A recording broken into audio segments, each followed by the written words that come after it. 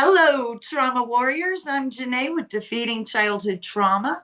And today, a special second interview with a man named Steve. If you caught the first interview, hit the left side of his brain collapsed after years of psychological abuse, and TMS helped restore it. Well, what you don't know is his story was what inspired me to go on the deepest dive ever in my science research. And all of the things I know today is because this man here that I interviewed months back got me started on it. And it shows you the power of survivor stories. We literally save lives when we share our stories. And I'm hoping today's video will help save more lives. Now over to you, Steve. Well, it's good to see you again. I'm glad to be back. Yeah, I am a survivor. I was diagnosed in 2018 with chronic depression, debilitating depression, anxiety, chronic generalized anxiety, CPTSD, and borderline psychosis.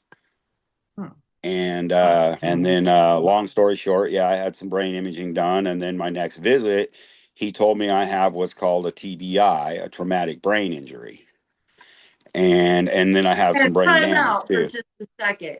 Time out. Okay. Let me play devil's advocate for just a second. Okay. Traumatic brain injury, huh? Was this Yes. from blunt force trauma? No, it was from years, a lifetime, and years of cortisol coursing through my veins in my body, and so. Uh, the brain was swelling, and then the left side of my brain, which is the side that causes the depression, it's our analytical side, I believe is what he said, it actually collapsed in on itself. Like when a cake falls is the analogy that the psychiatrist used. He's like, when your mom's baking a cake and she tells you, don't jump, the cake will fall. And he goes, and then the air drops out of the cake and it falls, and and then it's flat. So that's kind of what my brain did on the left side. And that was causing the migraines, causing the psychosis. I was having audible psychosis, hearing things, hearing people whisper, buzzing, static, like in the old days with TV when the station would go off the air and there was that static. I know the science for that too. I know the science. At the time, our first interview, I did not know any of the science. When you said that there was that part of the brain that controls your will to live, I don't remember what it is, but it was collapsed. And I was like, I have no idea what that's called. But it sounds important. I'd better find out. And what you're talking about with the hearing the whispers and the static, this is a great opportunity to lay out a little science of what was going on there. The thalamus being knocked offline. The big three things that cause the thalamus to go offline is chronic stress right after a traumatic event, and sleep deprivation. Those three things can cause it to go offline, and it's our sensory filter. It filters out up to 90% of the background noise so that we can focus. So when it's offline, all of it is getting through to the brain.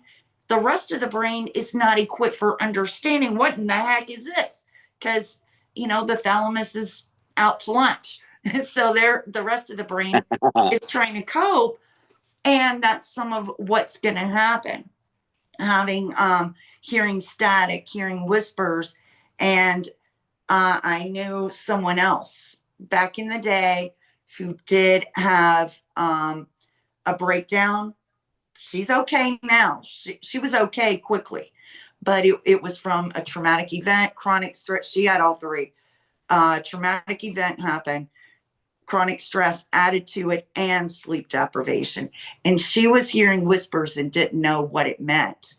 And it led to a collapse because she kept trying to be strong until she couldn't. But, that's just to clarify, guys, what's going on if something like that ever happens to you. It's like, oh, my thalamus is offline. And another example is derealization. That's when your surroundings seem unreal, but you have enough reality awareness to know that it is real. That's another example of the thalamus going offline. So, Oh, um, that that kind of puts things in perspective. At the time I thought, oh Lord, I am going crazy. mhm. I'm losing my mind. And I fell right into the pit of abyss, the abyss of depression again, anxiety, nightmares, the whole bit. And then here I am again, suicidal, don't want to live. I'm living with a brain that wants to die and a body that wants to live. And yeah, that was a tough road. And one night in desperation, I was just like, there's got to be a way out of this. After going nights without sleeping, I just Googled, is there a cure for mental illness? And found TMS, which is transcranial magnetic stimulation. All right, I'm going to pause And right there and okay, let people know what the hope circuitry is. When the left side okay, of your brain caved in, we yes, have a circuitry. The nucleus accumbens is the hub. That's our reward center. It's dopamine's playground. And we have a few other parts of the brain that are connected with it, like the ventromedial prefrontal cortex, which is inside the watchtower, which is about right here in our brain. And it assigns value and analyzes risk. Like, okay, is the risk worth this reward? How much do I want this? And then there's the subgenual anterior cingulate cortex, SGACC for short, guys. It is now that one helps us process setbacks. And it doesn't sound like it would be a part of the hope circuitry, but you see the reward center and the ventromedial PFC, they're all helping the circuitry work. So with the subgenual SGACC, it processes despair and setback, but it needs enough calm chemicals to realize, okay, it's not the end of the world. I can recover. This feeling won't last forever. And so when it goes offline, which it sounds like that was the chief part that got buried, how do you process it without it feeling like forever? And so right. I it's, honestly thought I was going to feel like that forever. mm, I thought that was my life from now on. yeah, the SGACC is inside our ACG, anterior cingulate gyrus. It's a really big part of our brain that's kind of shaped like a horseshoe or an open collar. And so inside here, in the curvy part, is the ACC, anterior cingulate cortex. And on the underside of that is the SGACC. And so that's where it seems like the most damage was done to your hope circuitry, Steve. It would be right there inside the ACG. And there's That makes one sense. more piece of the hope circuitry, the DRN, which is in the bottom section of our brain.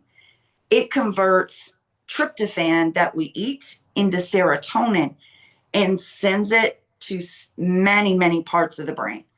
I believe I counted 8 different parts that it's sending the serotonin to. And over time, with too much chronic trauma, it stops converting tryptophan into serotonin. You're now dealing with kynurenine acid, and that's not necessarily a threat. That's neuroprotective. But in severe chronic ongoing, it gets neurotoxic, becoming quinolinic acid. And as the Hope circuitry lights start dimming and going out and crashing, dopamine and GABA are left with nowhere to go. So glutamate is all about excitement. Everything's a priority. Too much glutamate, well, too much of anything is a bad thing, but we've got glutamate taking over the system. Plus, either kynurenine or quinolinic acid hitting the brain, and our neurons are being shaved down too short where they're too sensitive. So you got glutamate hitting it, excite toxicity, and then our neurons are too sensitive with possibly quinolinic acid also causing all of this inflammation in the brain.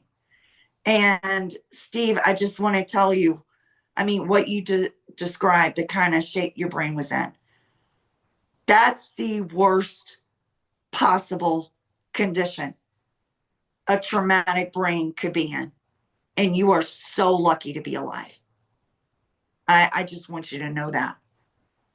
I appreciate that because, yeah, I looked death in the face quite a few times. Back before I was diagnosed the first time in 2015, I did try to take my own life. And the powers that be, divine intervention, put a sheriff's deputy at my door just before I was going to pull the trigger. And he yanked me out of my truck, and we talked for quite a while. And instead of arresting me and having my truck impounded, he drove me to the hospital. And then it was shortly after that when I went to see the psychiatrist.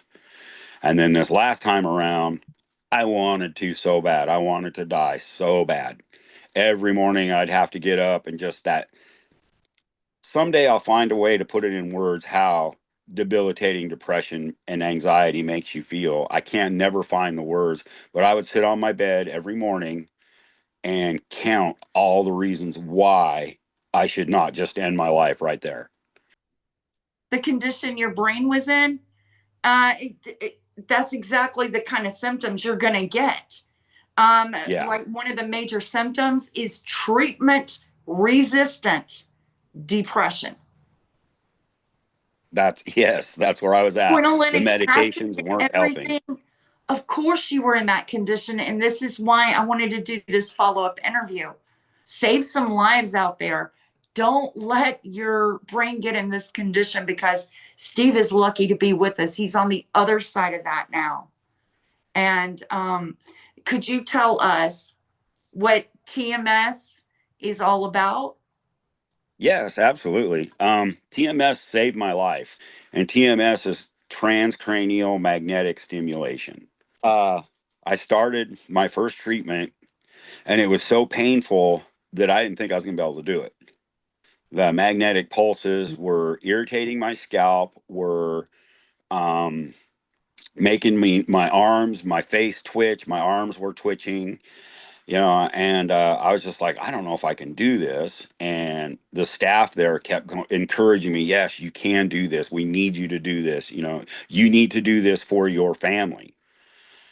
So for 30 or for what was it, 12 weeks, 5 days a week, I would go in for about 40 minutes with this machine on my head.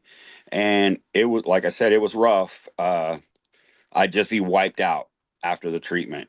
Could barely make it home driving. When I get home, I'd have just a pounding migraine. Light hurt me, sound hurt me. Um, my nerves were all like, my senses were all on overload. I could hear really well, I could smell really well. Everything was really bright. That was the first thing I noticed, was how bright everything seemed to be. And as it progressed, it did get better. And the other thing is my moods were all over the place. One minute I was feeling like, oh my God, I can't believe I feel this good. And then 20 minutes later, I'm crying again. So it was a rough journey, but after coming out the other side and I graduated, had a little up and down, but I'm good now. It's been, well, 11 months. I finished last January and it's been 11 months. And I'm good.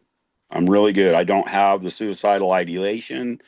I do that thought will come as a fleeting thought every now and then. And I feel like once that seed has been planted in your mind, it kind of just stays there, and it'll try to sprout, and then you just got to push it back.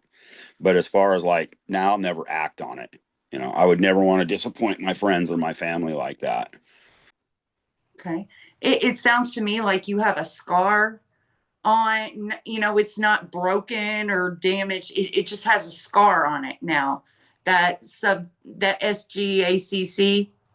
you just have Uh-huh. a scar there. And scars, like any scars, they fade over time. And you can also think of it as someone who has a fractured leg in the past. Oh, now they're feeling the rain in their, literally in their bones.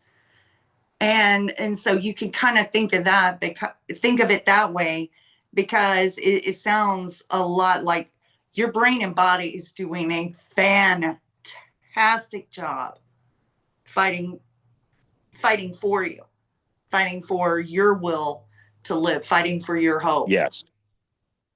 Yes. Yeah, I feel that way as well. My kids have noticed a big change in me in the last few months. In August, I had my 8th month brain scan, and it took them a while to get me the results back, and I kind of forgot about it. And then I got the email from the psychiatrist, and she's like, "Your brain looks fantastic." Of course, the injury and the damage is still there, which will be forever, for the rest of my life. But Mm. the left side of my brain has yellows and reds and blues in the colors like it's supposed to be, because that means my brain is functioning and it's working. And so, yeah, I feel a lot better. Okay. Wasn't there something they told you you had to do at home a lot of while Oh, you were going yes. through TMS? Yeah. While I was going through TMS, they encouraged me and uh, really pushed the issue with hydration, staying hydrated. They're like, yeah, because if your brain shrinks, then that's not helping you at all. Shrinks because of dehydration. So, and then Yeah. the nice, I'm going to say this, uh, guys, you get TMS treatments, hydrate, hydrate, hydrate. Because let me tell you, Steve's brain was in such terrible shape. He listened to his doctors, hydrate, hydrate, because had he not, TMS could have easily backfired. Because you got to think yes, about it, start putting things together. Those two sensitive neurons in his brain, that's collapsed. He's got glutamate and quinolinic acid firing off on this already sensitive, too excited system. And then you're putting magnets that are stimulating this. Water was the perfect barrier. That was why they told him lots and lots of hydration. And see, that's just one more thing. You've done so many great things in your healing journey. I want thank you to you. know that. I mean, Thank you. you followed those orders. Now, Yes. as much as your moods were all over the place, you had the headaches, well, I got to remember to drink my water. Good for you, because yeah, guys, that's real. Drink that water. Yeah. That was very important. And the people that I know that are doing the TMS, I have forwarded that to them. Hey, if your doctor hasn't told you this, which they probably will, but the best thing you can do is just drink as much water as you can possibly stand, Yes. and some good clean water. I want to go over some alternatives for those out there because, all right, first of all, insurance, I want to point this out. Insurance almost denied you those life saving, because that was life saving, Oh, indeed, yes. with Without that, I would TMS. not have made it. Yeah, and if not for your doctor literally threatening the insurance company, you might not even be She's a here. great lady. Not everyone is going to have a doctor that's going to fight for them like that. Or even worse, they're not going to have access or the resources to get TMS treatment. So I came up with alternatives from my research binder itself. I do not have it memorized, but I sure got the notes, guys. Let's go over. First of all, I want to say this. It will not work as quickly as TMS, but my brand is all about if you have no access to therapy, self therapy. That's my brand. So I got you. All right. First of all, prioritize eating anti inflammatory foods. That should be Yes. prioritized in your diet because Yes. you got to think what happens in Steve's situation is it's inflammation. It's causing inflammation in the brain. So anti-inflammatory foods will help bring that down. Um, this is the part that breaks my heart. I'm not gonna cry on the internet. All right. All right. Listen, the DRN. All right. First of all, as trauma survivors, we have to assume that we have some inflammation, but how much inflammation, we don't really know for sure. But in the worst case scenario, and the DRN is not converting tryptophan to serotonin. It's producing instead the worst case scenario, quinolinic acid. Stay away from tryptophan foods. That's the part that breaks my heart because I got the perfect visual of that kind of brain, and that there might be someone out there right now where you were before the TMS treatments, and yeah, it just breaks my heart. Yeah, Okay. it does mine too. To think that help is right there and it'll be denied to people. Mm-hmm. Yeah, Yeah, yeah, the gatekeepers. yeah. Um, We didn't ask for this. yeah, You we don't did ask not. for it to be abused in trauma, and you certainly don't want mental illness. We don't want it any more than a cancer patient wants cancer. Thank you. Say no to tryptophan until you find out exactly what's going on there. Um, deep sleep. Deep sleep is even more important than how many hours you get of sleep. You need the deep sleep because that's when our glial cells come out and start doing most of the repair during deep sleep. So we want deep sleep, anti-inflammatories prioritized in your diet. The safest supplement to take that's in the best interest of your science are GABA supplements, not serotonin supplements, GABA, because you don't know what the system is going to accept. If the system believes it's at war, that's kind of like going up to a war general on an active battlefield and going, "Hi, I got serotonin to balance your mood." What's that general going to say? Get that mess off the field. We're at war. All the general wants are, Right. yeah, general wants more weapons and more soldiers. That's all the general wants. Right. So yeah, you bring a mood Yeah. stabilizer to a general on an active battlefield. Yeah. So we got to kind of think of our system like this. We don't know how much war it believes is going on in the system. The more it believes it's in war, the more we're going to have inflammation, quinolinic acid, and oversensitive neurons. So that's the key takeaway there. GABA, on the other hand, is safe to take as a supplement. So other things, get your serotonin the holistic way. Going outside, sunlight. Serotonin loves sunlight, and that's going to be fine for your system. Walking, dancing, anything with rhythm, drumming, even with your fingers. You can do rhythmic drumming. That's bilateral stimulation. Ah, Yeah. I also have a Calm Kit system on meditationfortrauma.com. You can grab some freebies. There's some dirt treat bundles, but you do get freebies too. That'll help you start training your nervous system for calm, helping it understand it's safe. And here's some, I want to give symptoms of how do you know how much inflammation you have. I got you there. All right. So the mental and emotional symptoms.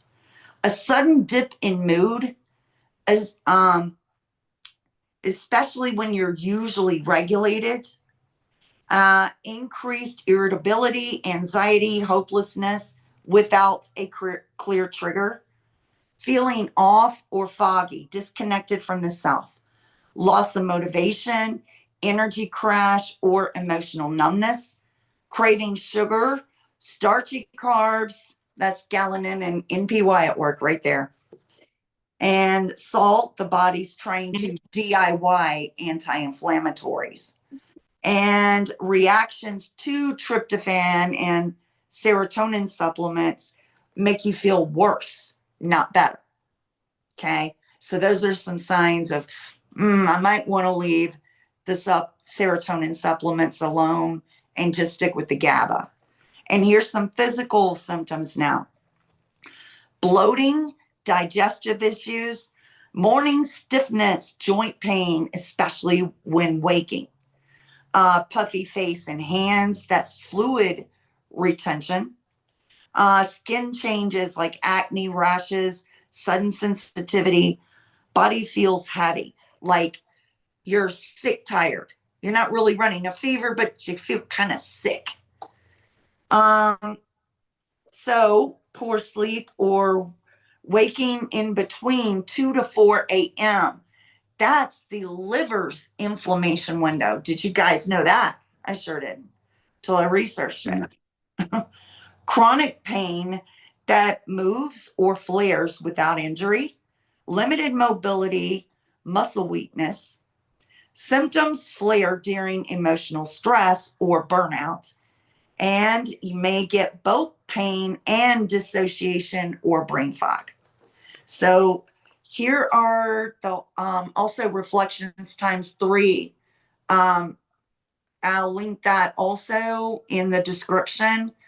It's a journaling system, wins, insights moving forward. You reflect on the week, the wins of the week, the insights, etc. Then you reflect on the end of the month, the same formula in 90 days. And you're basically telling your hippocampus what to do. You're telling your hippocampus, yeah, you've got all this negative memory prioritized in my brain. I'm telling you now, I want to remember the good stuff too. I want to believe in myself. So remember this little win. Remember that win. Remember this positive encounter. Because as trauma survivors, we're not wired to remember it.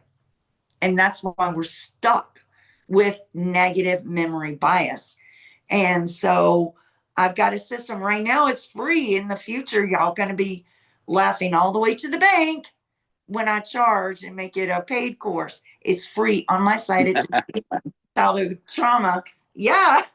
So I mean it's a tool I use to this very day. I've been using it since 2020. As a matter of fact, I still do my reflections times 3 bullet journaling. So those are some tools that we can use as alternatives, or even when you're through with TMS and you're not perfect, but you can function. These are more tools that can help the journey along. So now I appreciate your patience, Mr. Steve. I'd like to Oh, hear, yeah, I'd like to I hear, appreciate you. yeah. Well, I mean, you're the one who started this whole research quest for me. You really did. So I felt like I owed it to you. I'd like to hear what happened once you graduated TMS. Once I graduated, it was kind of a slow process, but I was able to, start getting past the depression, getting past the anxiety. But the one thing that happened that was really scary at first, when it first started happening, was the CPTSD flashbacks. Mm. The first time I had one, I literally thought I was dying. I thought, oh God, here I just tried to save my own life. Now my life is flashing before my eyes.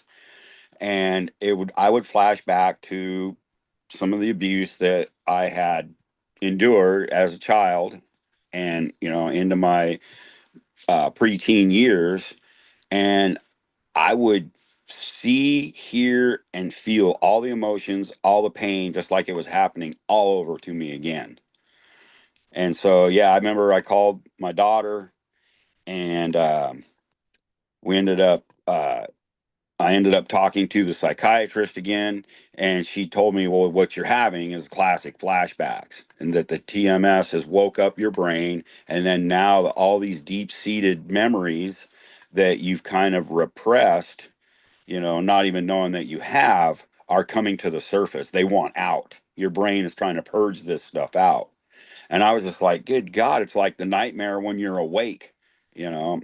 And those have tapered off too. Every now and then I'll have one, and was able to, reset myself. I did the butterfly tapping. I sat in the stall and did the butterfly tapping after Will you splashing demonstrate cold butterfly water on my tapping? face. Yeah, the way I was taught is you put your thumbs together like Hmm. this, in kind of a shape of a butterfly, and then right where your vagus nerve is, you just, yeah, I can't see if I can remember how to do it. Yes, just like this. Yes. And then you start tapping your shoulders, work your way down, start tapping your vagus nerve in your where your brisket is, and you just kind of, yeah, build a rhythm up, and just kind of like, it's not, you don't have to do it hard. It's kind of a light tap. And then my understanding is that resets the vagus nerve and your sympathetic nervous system, and it works. I can say that it does work. And so, yeah, I did that. And the nightmares were horrendous for the longest time. But a part of what was causing those nightmares too was taking trazodone to sleep. After I quit taking the trazodone, I still have the nightmares, but they're not as intense. They're not as lucid and vivid.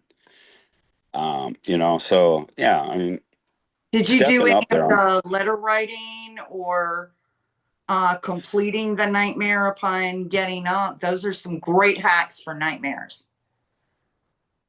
Oh, I did not know that.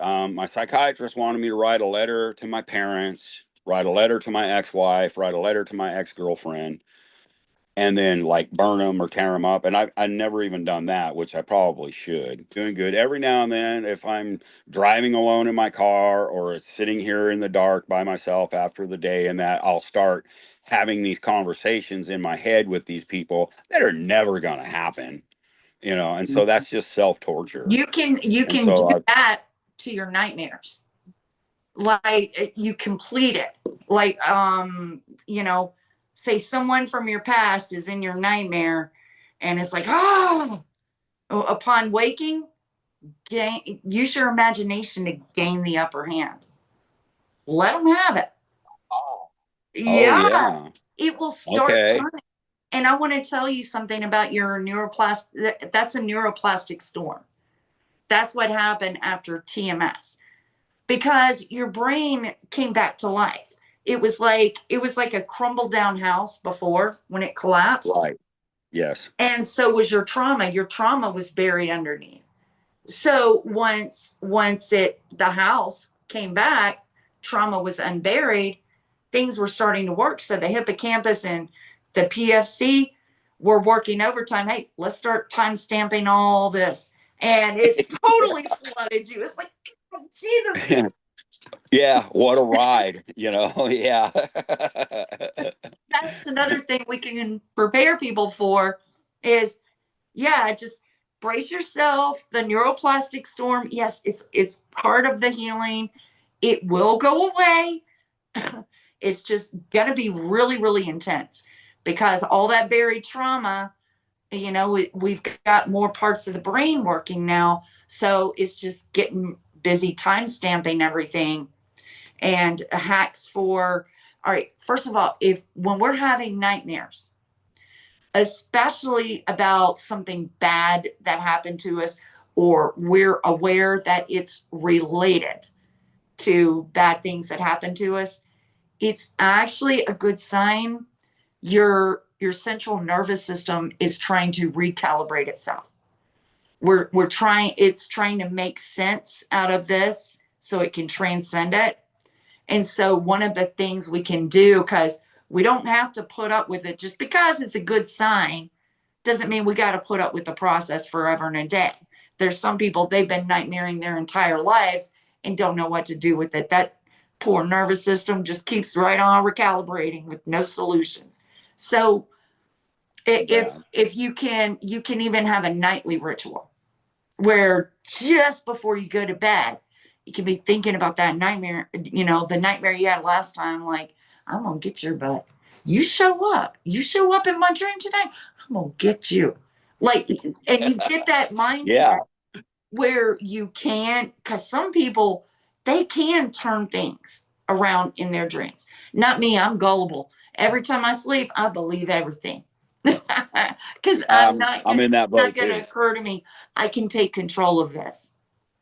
But writing a letter, you know, you can write a letter to the bad person who was in the dream. I'm writing you this letter because I want you out of my life for good.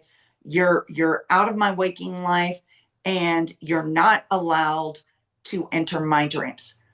Or write a letter to your younger self who was the victim of that person at the time. And like I said, because most of us, when we wake up from a nightmare, we're like, oh my God, that was such a horrible dream, but I'm glad it was just a dream. And then we try to shake it off. We don't do anything about Yeah. it, and it hangs over us like a dark cloud anyway. So Yes. instead of, the moment we realize it was just a dream, thank God, now it's time to start kicking some butt. All right. We start using our Yeah, that makes imagination sense. or even your body if you want. You know, what do you want to do to that nightmare person? You want to punch them? Hey, go for it. Get on a bag or something. Take that. You Yeah, can that makes empower your sense. body, and it helps along the nervous system that's trying to recalibrate. Like, hey, we got this right here. Not really sure what to do with it, so we're helping it out. That makes a lot of sense. Mm-hmm. I'm Yes. I'm fine too that or I have found that there's a little part of me that's still fractured in the part of my brain that gives me my self-discipline, my motivation. I'm trying to build that back. I've never been a lazy person by nature, and I'm really not lazy now, but I've let things go. I kind of procrastinate. My living space used to be there's a place for everything. Everything has its place, and it was now it's not disgusting, but it's cluttered. I've let clutter build up. Um, I was going to the gym a lot. I've kind of quit going to the gym. I've gained some weight back, which is kind of like I beat myself up for. You know, a lot of yeah, that part of me is kind of fractured still, but I'm working on it. I try not to let it overwhelm me. I think you should give yourself grace because, I mean, you just went through TMS, got your treatments, survived the neuroplastic storm. And I mean, you've got all these fresh memories. I think you deserve the break. I think this is all normal because you've got a new brain now, basically, Right. because Yes. come back. And so Yeah. if you're not into the gym anymore, I think that's okay. Um, some therapeutic exercises, for example, like if you're feeling having a flashback and you're feeling it and you feel numbness. Well, hey, look, I got a water bottle right here. Say I feel the flashback in my arms. My arms feel numb and weak when the flashback hits. You can. It's about being present for the emotion and for the past, or even soup cans of work. Do a little self Okay. therapy, and vice versa. If you feel tension somewhere, you can go for a walk or get on an elliptical machine, bicycle. Say, for example, you feel tension in your thighs, and that's a flashback. Well, do something that will, hey, I see you. I feel you. I'm right here with you. Because right now I'm just bringing my feet up and down for my thighs. Um, yeah, and also progressive muscle relaxation is great for releasing tension. And you can find free videos on YouTube that'll guide you through progressive muscle relaxation from head to toe.